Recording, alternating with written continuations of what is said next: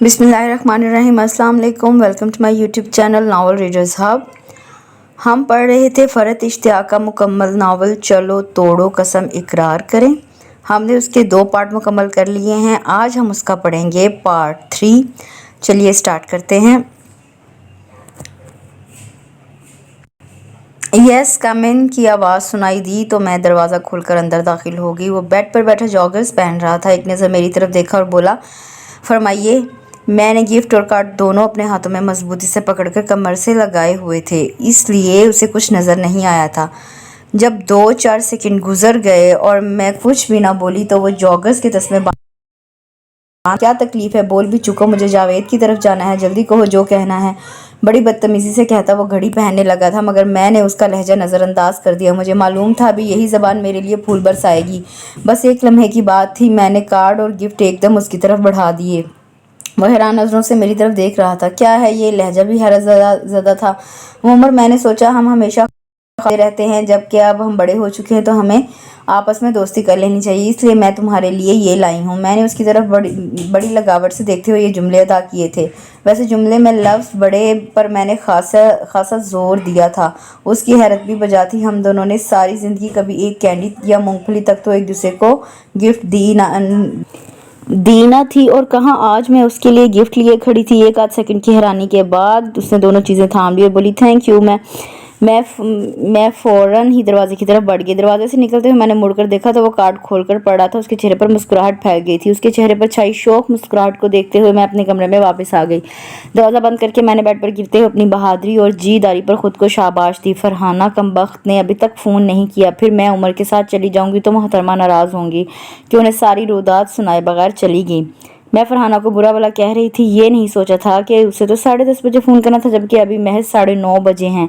उसी वक्त दरवाजे पर दस्तक हुई तो मेरा दिल धड़क उठा। अल्लाह, ये फरहाना को तो आज से मैं गुरु मान गई। कितना दुरुस्त अंदाज़ा था उसका, लेकिन मुझे तो इतनी शर्म आ रही है, मैं उमर का सामना कैसे करूँगी। अभी मैं ये सोच रही थी कि मरीम की आवाज़ सुनाई दी, आप ही दरवाज़ा खोले, आपको मम्मा बुला रही हैं। वो बाहर से चिल्लाकर बोली। मैं एकदम अपने हवासों में वापस आई और दरवाज़ा खोल के बाहर निकली।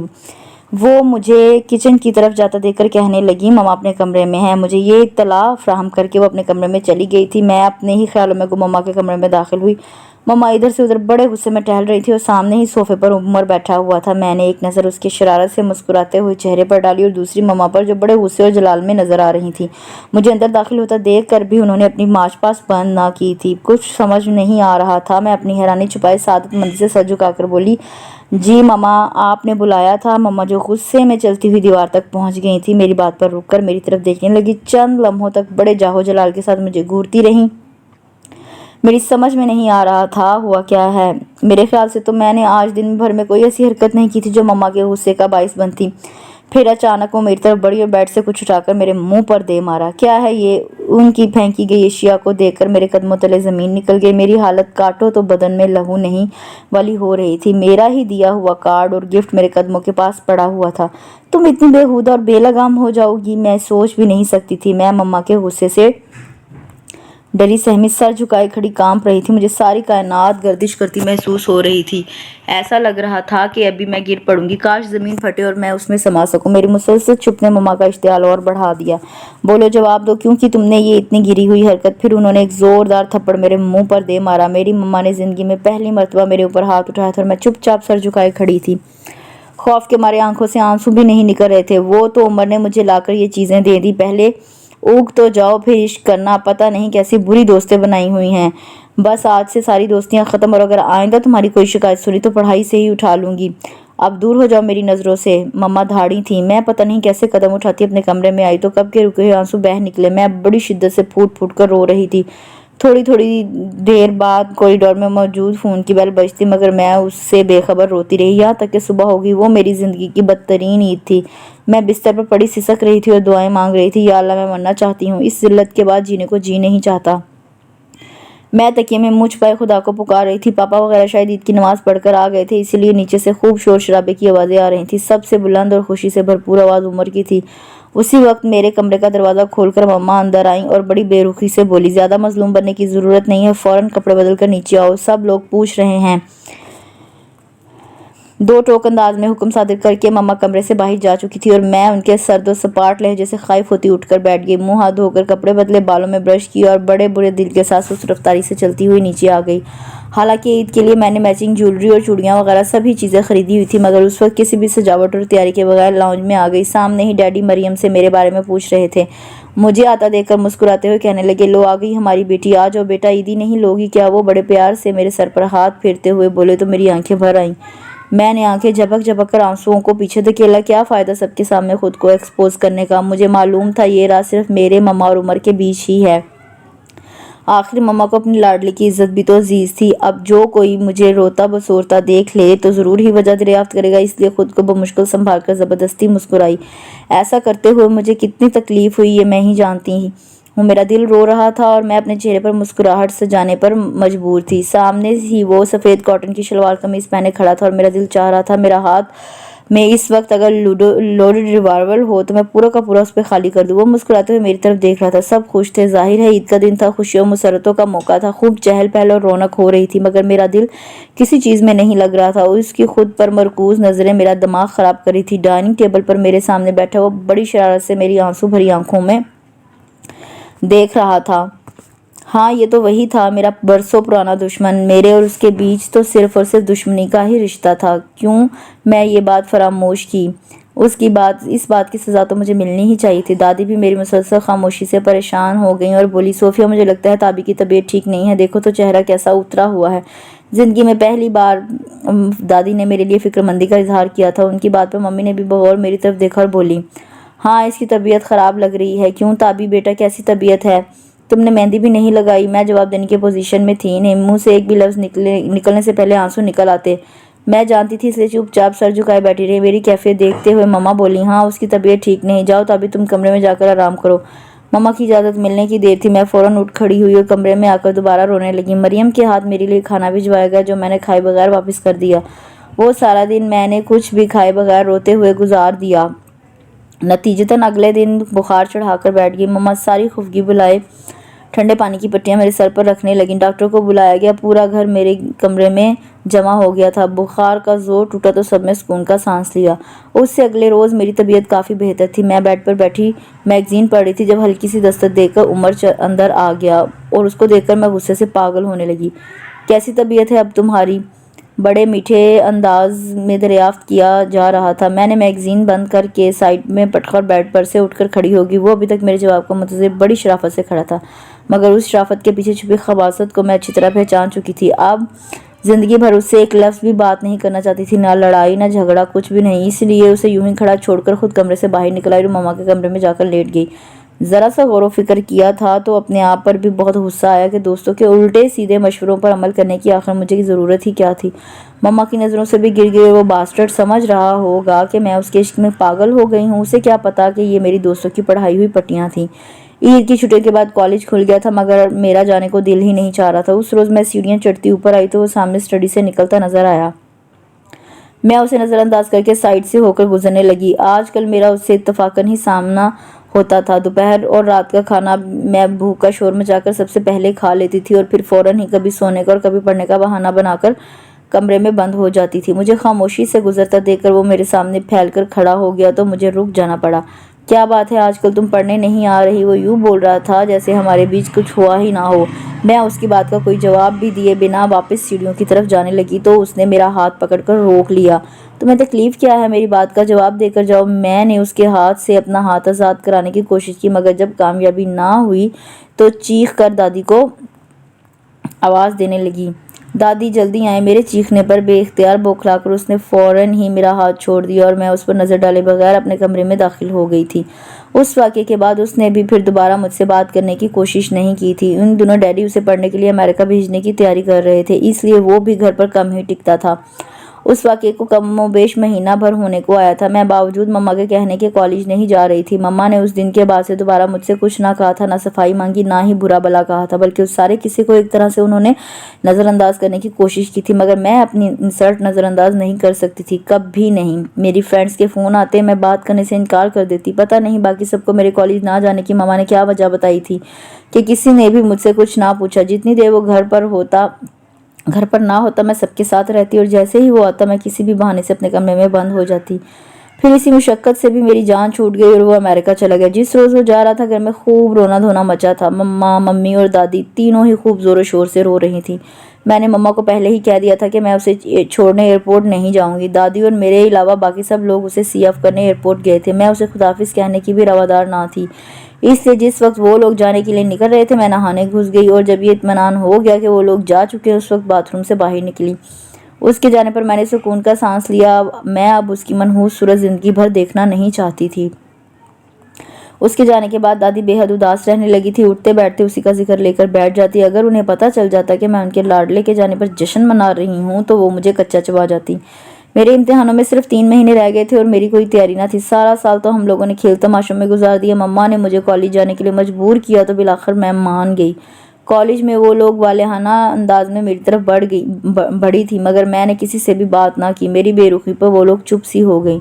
मैं बड़ी तवज्जो और लगन से पढ़ाई करने लगी थी। मैं नहीं चाहती थी कि मम्मा को मुझसे अब कभी कोई शिकायत हो। मुझे उनकी नज़रों में सुरखरू होना था और अपना एतबार बहाल करवाना था। इसलिए मैं दिन रात एक करके पढ़ रही थी। यहाँ तक कि कभी कभार मम्मा ही मुझे टोक देती थी, ताबी बेटा थोड़ी देर सो जाओ, या ताबी थोड़ा आराम कर लो, कब से पढ़ रही हो। मगर मुझ पर एक अजीब जुनून सा सवार हो गया था। मुझे अब खुद को साबित करके दिखाना था कि मैं निकम्मी, नकारा और नालायक नहीं हूँ। मैं मम्मा के लिए फ़ख्र का बाइस बनना चाहती थी। मुझे उस दिन का शिद्दत से इंतज़ार था जब मैं उस काबिल हो सकूँ कि मम्मा कह उठें, ताबी मेरी बहुत प्यारी और ज़हीन बेटी है, मुझे अपनी बेटी पर नाज है। और ये जुमला सुनने के लिए मैं अनथक मेहनत कर रही थी। इम्तिहान शुरू हुए और फिर ख़त्म हो गए। हम लोग सेकंड ईयर में आ गए। क्लासें शुरू हो गई। मेरा अपनी दोस्तों से अभी भी वही रवैया था। वो मेरे पास आती, मैं रस्मी सा हेलो कहकर हाथ मिलाती और वहाँ से चल देती। फिर रफ्ता रफ्ता मुझे एहसास हुआ कि मेरा रवैया दुरुस्त नहीं। दोस्तों ने मेरे गले पर छुरी रखकर तो मुझे मजबूर नहीं किया था कि उम्र को ज़रूर ही काट दो। सबसे बड़ी बात तो ये थी कि मैं खुद ही इन सारी बातों के लिए दिलो जान से आमादा हो गई थी। अपनी गलती का एहसास हुआ तो मैंने उन लोगों से अपने रवैये की माजरत की और हम सब पहले की तरह अच्छी फ्रेंड बन गई। उस दिन के बारे में इन लोगों ने पूछने की हिम्मत नहीं हुई थी मगर सबको तजस्सुस भी होता था। मेरी नाराज़गी के खौफ से कोई पूछता ना था। मैंने खुद ही मुख्तसरन तलीन अल्फाज में थोड़ा बहुत सेंसर करके इन लोगों को उस दिन का अहवाल सुना दिया तो फरहाना ने मुझसे बहुत माफ़ी मांगी कि उसकी वजह से मुझे इतनी शर्मिंदगी उठानी पड़ी। वो बेचारी बाकायदा रो पड़ी। मैंने उसे चुप करवाया और कहा कि उस सारे किस्से में उसका या किसी और का कोई कसूर नहीं, मेरी गलती थी और अब मैं इस टॉपिक पर कोई बात करना नहीं चाहती। और फिर वाकई हम दोस्तों ने दोबारा कभी इस मौजू पर कुछ नहीं कहा। इंटर के इम्तिहान के फ़ौरन बाद फरहाना की शादी हो रही थी। मैं तो मम्मा के खौफ से शादी में शिरकत ना कर सकी। बाकी तीनों शादी में गई थी। फिर उसके बाद हमारा उससे कभी कोई राब्ता ना हुआ। थर्ड ईयर में एडमिशन का वक्त आया तो मम्मा ने पहली मरतबा मुझे मेरी पसंद के मज़ामीन इख्तियार करने के लिए कहा मगर मैंने इनकार कर दिया। मुझे अब जिद सी हो गई थी कि साइंस ही पढ़नी है और इसी में खुद को साबित करके दिखाना है। लुबना और वर्दा ने तो साइंस पढ़ने के नाम पर कान पकड़कर तौबा की थी और हमारे ही कॉलेज में बीए में दाखिला ले लिया, जबकि मैंने और इरम ने यूनिवर्सिटी में एडमिशन ले लिया था। इरम भी बीए ऑनर्स कर रही थी। मैं मुस्तकिल मिजाजी से अपने महाज पर डटी हुई थी। वक्त बड़ी सुबक रफ्तारी से गुजर रहा था। लुबना और वर्दा की बीए करते ही आगे पीछे शादियां हो गईं, जिनमें मैंने और इरम ने भरपूर शिरकत की थी। लुबना अपने शौहर के साथ कनाडा चली गई थी जबकि वर्दा यहीं कराची में थी और कभी कभार ही उससे फ़ोन पर बात हो पाती थी। फिर अभी कुछ अर्सा पहले ही इरम एमए इंग्लिश और मैं एमएससी मैथमेटिक्स करके फ़ारिग हुई थी। जिस रोज़ यूनिवर्सिटी का आखिरी दिन था उस दिन इरम के घर उसके क्लास फेलो शहबाज चौधरी की वालदा अपने बेटे का रिश्ता लेकर चली आई और इरम हैरान रह गई कि मेरी तो उससे बाहिसियत क्लास फेलो भी कभी बातचीत ना हुई थी। मंगनी के बाद पता चला कि मौसूफ यूनिवर्सिटी के पूरे 4 साल इरम के इश्क में मुब्तला रहे हैं और इरम का वो शिकवा भी दूर हो गया कि मैं किसी को नज़र क्यों नहीं आती। 2 महीने के बाद उसकी शादी होने वाली थी और आजकल वो अपनी शादी की तैयारियों में मसरूफ़ थी। रह गई मैं तो इन 6 सालों में मैं बहुत बदल गई थी। मम्मा और दादी जिनको हमेशा मुझसे शिकायतें रही थी अब मुझसे बहुत खुश थी। मम्मा खुश थी कि उनकी बेटी ने उनका नाम नहीं डुबोया, कुछ पढ़ लिख कर आखिरकार दिखा ही दिया। और दादी यूँ खुश थी कि अब मैं उनकी पसंद के सांचे में ढल गई थी। बहुत सुघड़ और घरदारी की शौकीन। ये घरदारी और खाना पकाने का शौक भी अचानक ही मेरे अंदर पैदा हो गया और वो तमाम अहबाब जो मेरे मुस्तकबिल से मायूस और नाउम्मीद रहा करते थे अब मुझसे बहुत खुश थे। पाकिस्तानी, इंडियन, चाइनीज़ और इटालियन खाने बनाने तो मैंने मम्मी से सीख लिए थे और अब फरागत के इन दिनों में बेकिंग और फ्लावर अरेंजमेंट के कोर्सेज रंगून वाला से कर रही थी।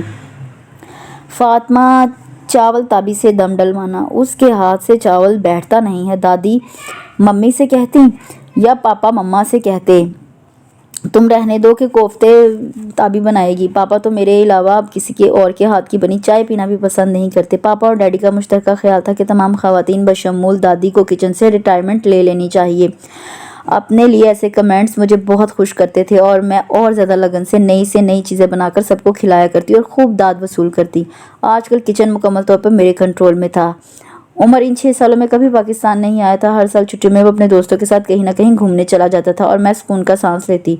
डैडी और मम्मा खुद ही साल में एक मरतबा जाकर उससे मिल आते थे। एक मरतबा दादी भी उनके साथ जाकर लाडले पोते का दीदार कर रही थी। 6 साल वो यहाँ से दूर रहा था मगर घर वालों के दिलों से वो कभी दूर ना हुआ था। दादी आज भी उससे वैसा ही इश्क करती थी, बस लाडले पोते की जिद के आगे मजबूर हो गई थी, जो उन बरसों में बिजनेस एडमिनिस्ट्रेशन और इंफॉर्मेशन टेक्नोलॉजी में पता नहीं कौन कौन सी डिग्रीज लेकर अपनी काबिलियत में मजीद इजाफा कर चुका था। उनका बस चलता तो उसे अपने से कभी दूर ना जाने देती।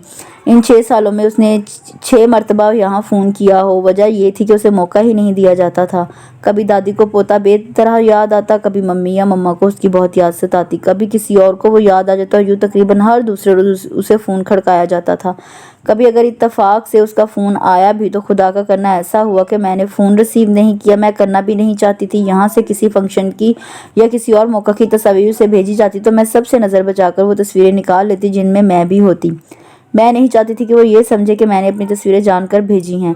मुझे उसकी जहनियत का अच्छी तरह से अंदाज़ा था। इन गुज़रे बरसों में मैं काफ़ी मैच्योर हो गई थी। मुझे अब इस बात को तस्लीम करने में कोई यार महसूस नहीं होता था कि उस रोज़ मम्मा का रवैया मेरे साथ बिल्कुल ठीक।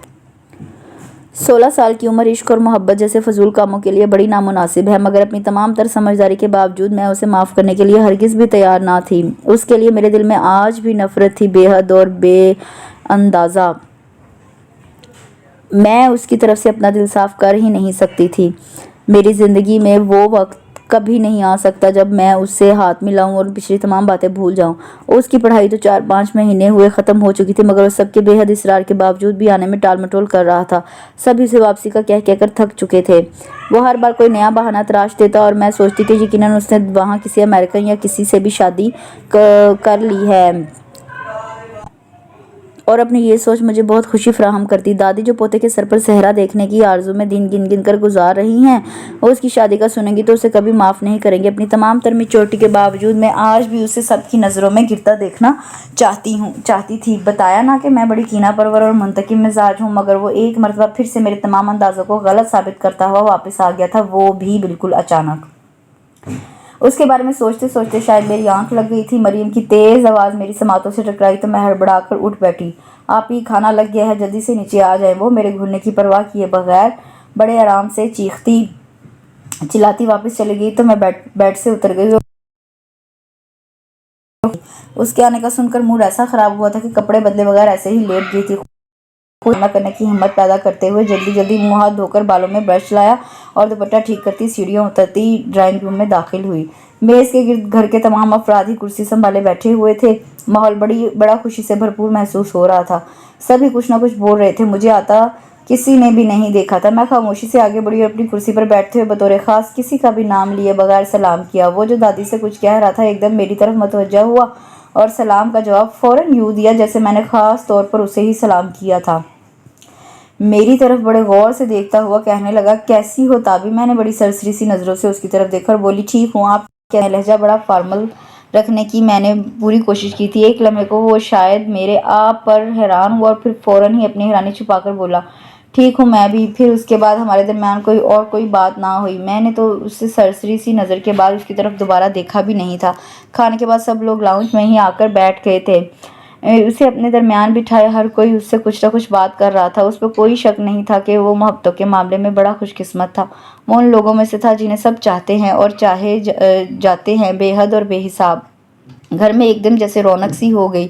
मैं सबके चेहरों पर फैली खुशी के रंग देख रही थी। मैं नहीं चाहती थी कि दोबारा किसी भी किस्म की खुशफहमी का शिकार हो, इसलिए सब लोगों के साथ मैं भी लाउंज में बैठी हुई थी। किसी को ख़ास तौर पर नज़रअंदाज करने का मतलब होता है कि हम दरपर्दा उसे बहुत अहमियत देते हैं, और मैं उसे बताना चाहती थी कि वो मेरे लिए हरगिज़ भी अहम नहीं है। वो बस मेरे लिए एक आम सा आदमी है जिससे मैं इखलाकन 2-4 बातें कर सकती हूँ। मगर जिसकी मेरे लिए कतन कोई अहमियत नहीं है। मैं खामोशी से बैठी टीवी देख रही थी, गाहे बगाहे एक नज़र सब लोगों पर डाल लेती थी, मगर कोई मेरी तरफ मतवज्जा ना था। एक आध मरतबा इत्तफाकन उस पर भी नज़र पड़ी तो वो किसी न किसी से कुछ बोलता हुआ हंसता मुस्कुराता नजर आया। इतने सालों में भी वो एक लाउबाली और बेफिक्रा सा लड़का था, और अब जो मेरे सामने था वो एक ग्रेसफुल और सोबर सा बंदा नजर आ रहा था। महफिल बर्खास्त हुई तो मैं भी सबके साथ उठ खड़ी हुई। अगले रोज 12 बजे सोकर उठा तो पापा, डैडी और मरियम अपने अपने धंधों पर रवाना हो चुके थे। तीनों खवातीन बेचैनी से बैठी उसके जागने का इंतजार कर रही थी, जबकि मैं किचन में घुसी लंच के लिए खड़े मसाले का कीमा और यखनी पुलाव पकाने में मसरूफ थी। उसे लाउंज में दाखिल होता मैंने किचन से देख लिया था। उसी वक्त दादी की आवाज़ आई, ताबी उमर के लिए नाश्ता लाओ। अब मुझे ये तो पता नहीं था कि दादी के लाडली नाश्ते में क्या तनावल फरमाएंगे, इसलिए खोलते हुए दिमाग के साथ किचन से निकल आई उसकी खिदमतें करने, और उसे कुछ से मुझे सख्त चिढ़ हो रही थी, मगर मुझे अपने रवैये पर काबू रखना था। इसलिए गुस्सा दबाती दुपट्टे से हाथ पोंछते हुए लाउंज में आ गई और उससे बोली, क्या खाएंगे आप? 12 बज गए हैं, अब तो लंच का टाइम होने वाला है। सबके साथ खाना ही खाऊंगा, ऐसा करो सिर्फ चाय ले आओ। उसके जवाब पर मैं पलटकर किचन की तरफ जाने लगी तो पीछे से दादी की आवाज़ सुनाई दी, ना बच्चे, खाली पेट चाय अच्छी नहीं होती। ताबी ऐसा करो ऑरेंज जूस ले आओ।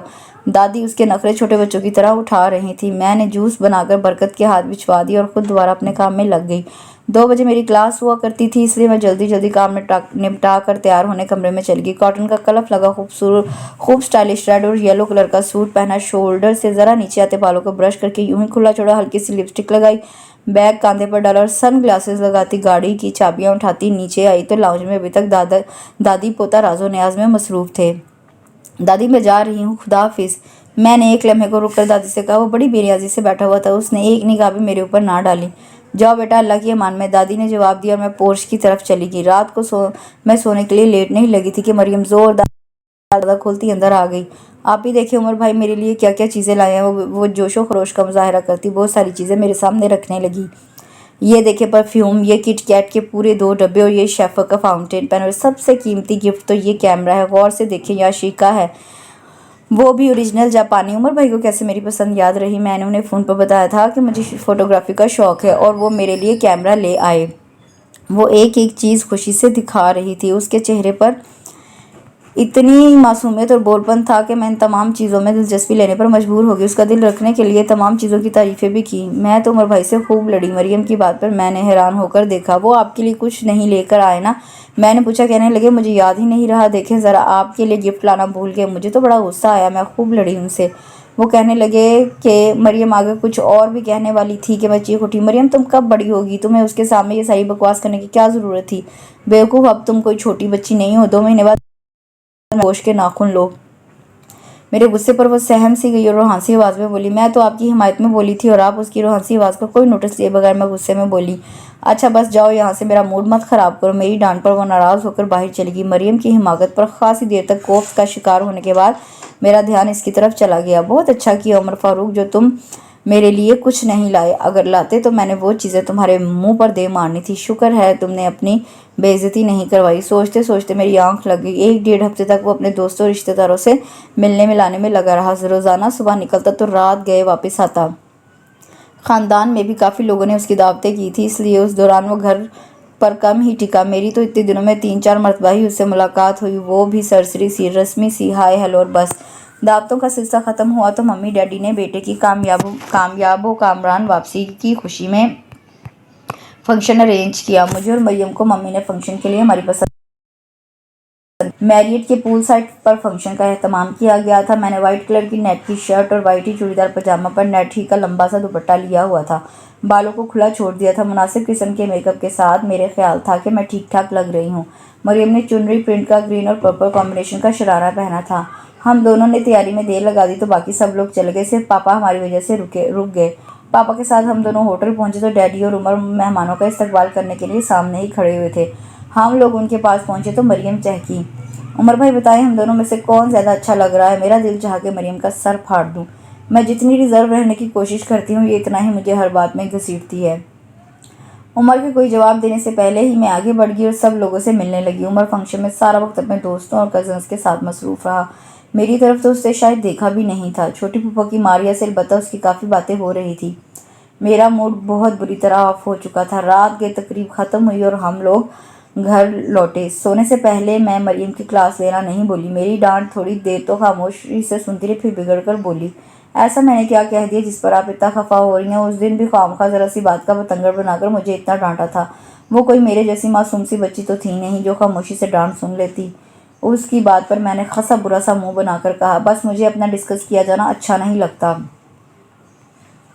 वो मेरे बुरा मानने पर कुछ दोस्ताना अंदाज में पूछने लगी, आप और उमर भाई आपस में बिल्कुल भी बात नहीं करते, इतने ज़बरफामा तरीके से रहते हैं, जबकि आप लोगों का तो सारा बचपन इकट्ठे गुजरा है।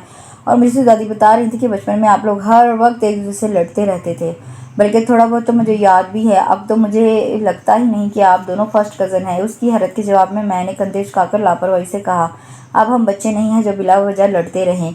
और जहाँ तक रिजर्व रहने की बात है तो तुम्हें पता है मेरी नेचर नहीं है ज़्यादा घुलने मिलने की। पता नहीं मरियम की तरह इस बात को किसी और ने भी महसूस किया था या नहीं, मगर किसी ने मुझे कुछ कहा नहीं था। रात के खाने के बाद मैं किचन में समेटा समेटी में मसरूफ़ थी जब मरियम मेरे पास आई और बोली, आप ही उमर भाई हम लोगों को आइसक्रीम खिलाने ले जा रहे हैं, जल्दी से तैयार हो जाएं। उसकी गर्मजोशी के जवाब में मैं फ्रीज़र में मुंह डाले डाले ही बोली, तुम चली जाओ, मेरा मूड नहीं है। क्या है आप ही चले ना, इतना मज़ा आएगा। आप तो बिल्कुल ही डल और बोर हो गई हैं। वो मेरी मिन्नत करने लगी तो मैं प्यार से समझाने वाले अंदाज में बोली, मरियम जाम तुम चली जाओ स्वीटहार्ट, मुझे अभी किचन में बहुत देर लगेगी। और फिर मैंने ईशा की नमाज़ भी नहीं पढ़ी। मेरी मासूम बहन से मेरे बगैर कोई तफरीक करना अच्छा नहीं लग रहा था। उसे जवाब देकर मैंने फ्रीज़र बंद किया और धुले हुए बर्तन खुश करने लगी। उसी वक्त उमर किचन के दरवाजे के पास आकर मरियम से बोला, चले मरियम। मुझे मुकम्मल तौर पर नज़रअंदाज की वो बड़ी मोहब्बत से मरियम से मुखातिब हुआ था,